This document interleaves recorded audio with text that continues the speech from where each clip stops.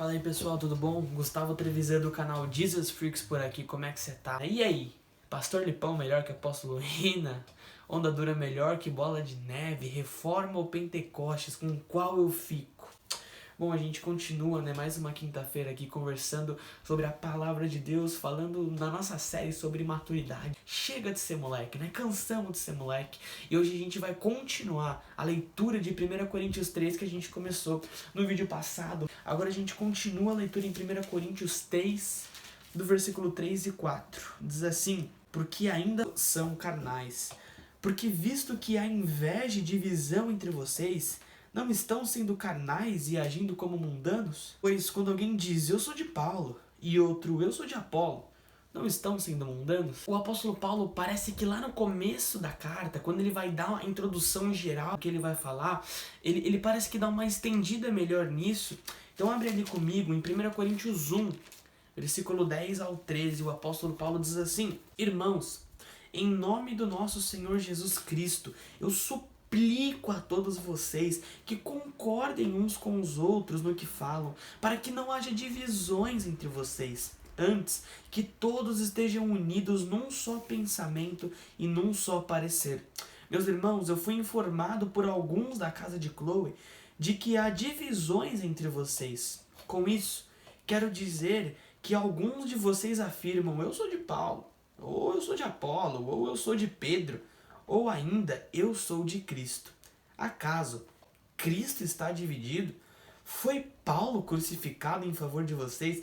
Foram vocês batizados no nome de Paulo? Bom, para você que não sabe quem é Paulo, quem é Apolo, quem é Pedro, nem o que é a cidade de Corinto, vai aí uma aula de história, um minuto histórico aqui no Jesus Freaks. Paulo era considerado o apóstolo dos gentios e ele havia inaugurado a igreja de Corinto durante a sua segunda viagem missionária. Você pode ler isso no livro de Atos dos Apóstolos. Quem era Apolo? Apolo ele vinha de Alexandria, no Egito, onde ele morou numa forte comunidade judaica. Apolo, ele exibia um grande conhecimento do Antigo Testamento e ele tinha uma boa oratória. Ele também tinha tido um frutífero ministério na cidade, na igreja de Corinto. Pedro, por sua vez, ele era o apóstolo dos judeus. Aqueles que seguiam Pedro eram considerados por alguns de cristãos judeus. Supõe-se que na verdade Pedro nunca teria pisado na cidade de Corinto, nunca teria ido até Corinto, mas que na verdade um dos seus discípulos havia ido até a cidade de Corinto e propagado suas ideias e fez um bom barulho ali na igreja de Corinto,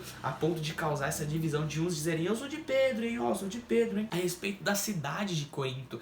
No ano 146 a.C., essa cidade, situada numa região grega, havia sido destruída pelo Império Romano.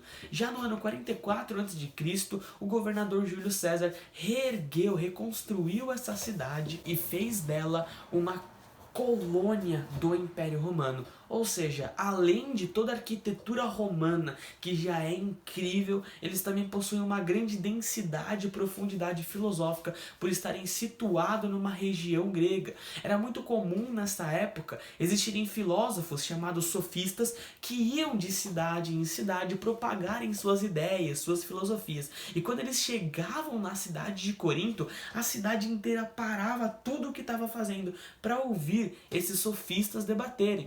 No tocante aos sofistas, era comum que eles fizessem discípulos de si mesmos, para que acreditassem e propagassem suas ideias. Esses discípulos dos sofistas debatiam, discutiam entre si numa guerra que tentava chegar à conclusão de quem é o melhor mestre. Eles viviam nesses debates, menosprezavam uns aos outros nesse tipo de guerra. O apóstolo Paulo, ele identifica esse mesmo problema na igreja de Corinto. A mesma discussão que havia dos discípulos dos sofistas estava havendo dentro da igreja. E ele diz essas palavras para repreendê-los, não somente a eles, mas também nos repreender desse tipo de discussão. E aí, curtiu a aula de história? É muito comum, quando a gente trata de coisas seculares, a gente fala, não, cara, a minha banda que eu curto, pô, banda Resgate, velho, é a melhor banda que existe. Pô, não vem me falar de outra banda que Resgate é a melhor e ponto final. Aí você fala, cala a boca, Oficina G3 toca muito melhor. Cara, mano, eu sou corintiano, Corinthians é o time, não tem um que... Não, cara, pode estar perdendo, pode ter perdido, mas é o timão, parceiro, aqui ó, é fiel na veia. Aí vem um porco e fala, cala a boca, pô, aqui é porcão, mano, aqui nós é porco mesmo, tá ligado? É muito comum esses debates quando se fala do meio secular, mas nós somos imaturos ao trazermos esse mesmo debate para o meio teológico, para o meio gospel, para o meio bíblico, para o meio congregacional eclesiástico. Imaturos de Corinto demonstravam a sua imaturidade ao debaterem esse tipo de coisa. Eu sou de Apolo, Apolo tem a melhor filosofia, Apolo realmente sabe o que é ser cristão. Eu sou de Paulo, Paulo tem a melhor pregação, o melhor conteúdo. Nós somos imaturos ao fazermos o mesmo. Eu sou pentecostal. Uma vez eu vi uma pregação de um pastor pentecostal que dizia, porque nós pentecostais temos a graça de Deus de ser o movimento que mais cresce nos últimos 20 anos.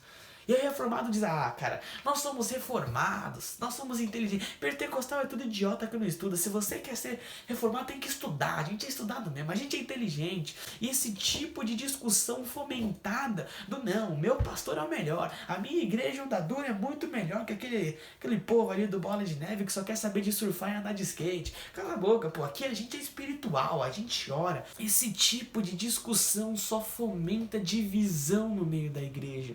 Na última semana, não lembro se foi na semana passada ou essa semana, o pastor Carlos Augusto Vailate postou essa foto no Instagram com esse texto que resume basicamente o que a gente está falando aqui.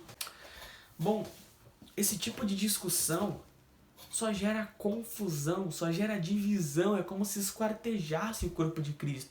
Esse tipo de discussão teológica só causa mais briga e rompe o corpo de Cristo ao meio.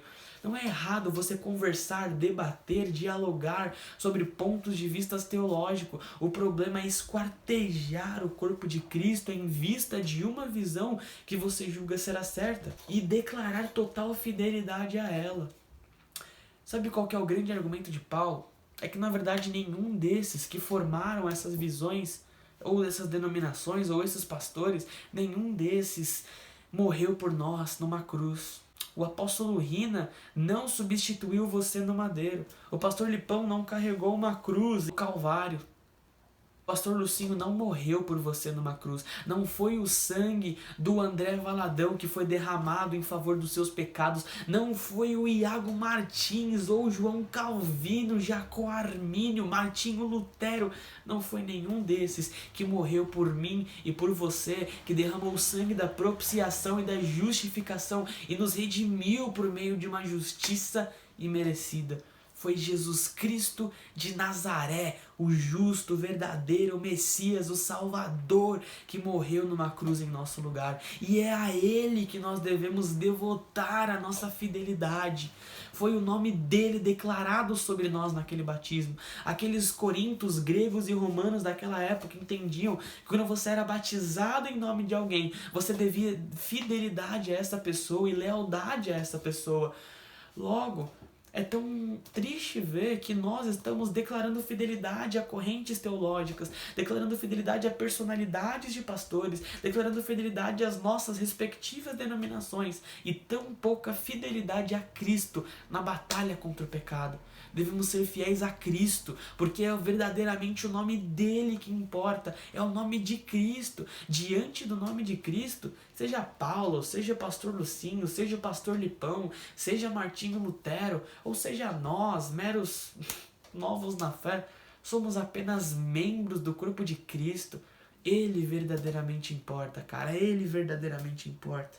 Imaturos são aqueles que fomentam a discussão e o debate sob uma prerrogativa teológica arrogante. Os maduros são aqueles que fomentam o amor, fomentam a união por meio do amor de Cristo, que une perfeitamente todas as coisas. Eles têm fé nesse amor. Então, galera, chega de ser moleque. Chega de ser moleque. O conhecimento não é para agir de forma arrogante e soberba que divide o corpo. O conhecimento é para você divulgar de uma maneira amorosa que vá unir o corpo de Cristo. Não deve haver divisão no corpo. Não deve haver separação. Por mais que sejamos pessoas que pensemos diferentes, nós estamos debaixo de um só cabeça chamado Cristo Jesus, e é por Ele que vivemos e declaramos fidelidade. É por isso que devemos nos amar e nos unir, independente da diferença dos nossos pensamentos e ideias. A questão é que Paulo está implorando por unidade no nosso meio. E aí, fica aquela pergunta final de Paulo: vocês não estão sendo mundanos? Vocês não estão sendo imaturos? Vocês não estão causando muita divisão? E nós estamos fazendo isso? Fica a reflexão para você.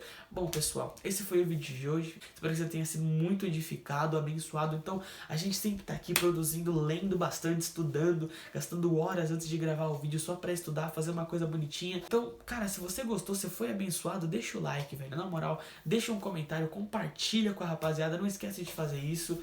E se inscreve no canal. E tamo junto, viu? Deus abençoe. Falou.